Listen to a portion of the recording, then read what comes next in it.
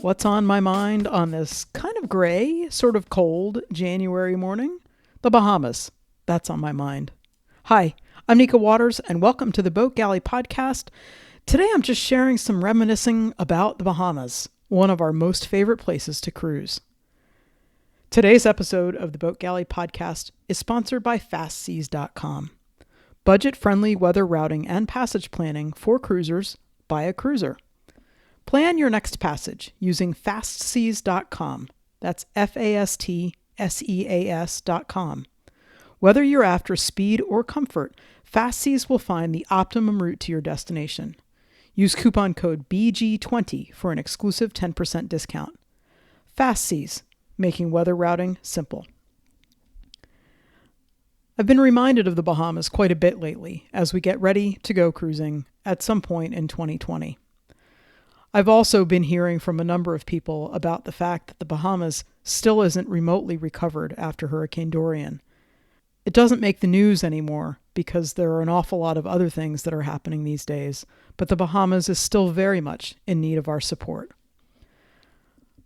Right after Hurricane Dorian hit, before we did a podcast that specialized in Green Turtle Key and what our listeners could do for that particular island, I wrote a blog post about just reminiscing about the Bahamas. We've spent a lot of time in the Bahamas, both as newlyweds sailing solo together as a couple on our 28-footer. Again with the kids, when there were four of us, a family of four on that same 28-footer. We've chartered a catamaran in the Abacos with friends. I went sailing actually for a week with my dad and a high school friend of his.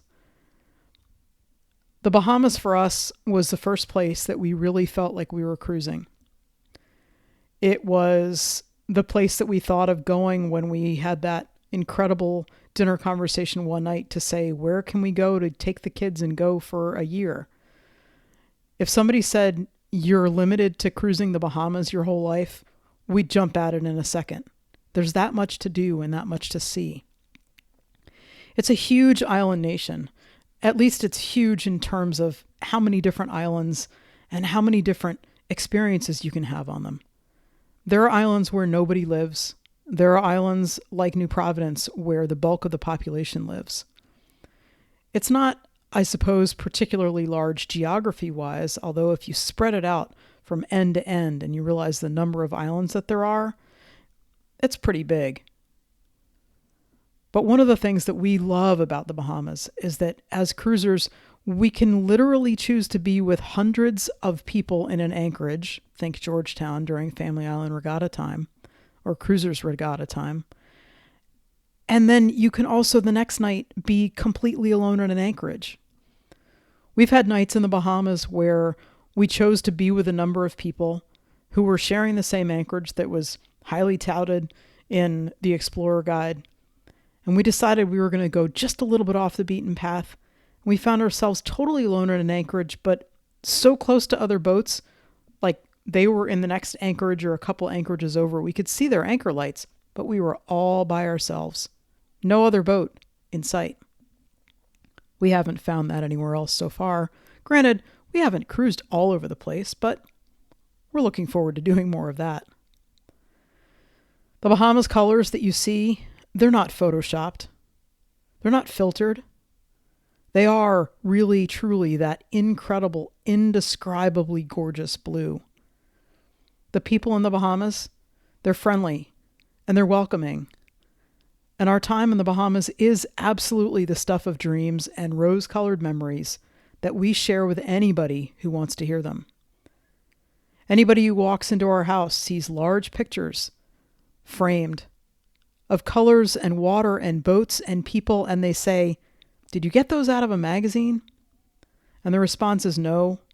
They're all ones that we took, that Jeremy took in particular, of our time in the Bahamas. How come the Bahamas was hit so incredibly hard? Well, it was a really amazingly powerful storm, lashing a low-lying island nation. And so many homes in the Bahamas are built out of any building materials at hand. And Dorian didn't just hit and move on. It sat there and spun and dumped rain and its horrible winds for days. I know that the Bahamas will rebound. And I know that the people will rebound. Some of that is because they have to, just because that's human nature. We build back from something when we're knocked down. The islands themselves have certainly been hit in the past. Nature has a way of resetting itself. But I think for those of us who love the Bahamas, and those of us who have incredible memories of these just unbelievable islands, maybe some of us can keep the conversation going about what the Bahamas still needs. Because the Bahamas is a place that we can go and can be there for the people who love it. It's important in this world to have those places. So as we get ready to go cruising again, and as we think about places to go, the Bahamas is absolutely on our list. Part of that is going to have to do with making sure that we do what we can to build it up, build it back, make it obvious and available for people, and also to keep it in the news. Just because there's some other disaster happening, and there seem to always be other disasters happening, doesn't mean we should forget about ones that matter also.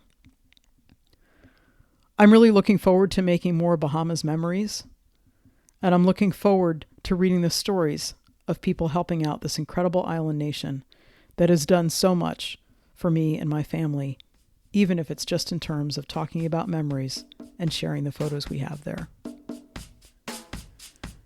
Thanks so much for listening to the Boat Galley podcast. I hope your days are filled with incredible water and incredible memories and incredible places that you want to visit in the 2020.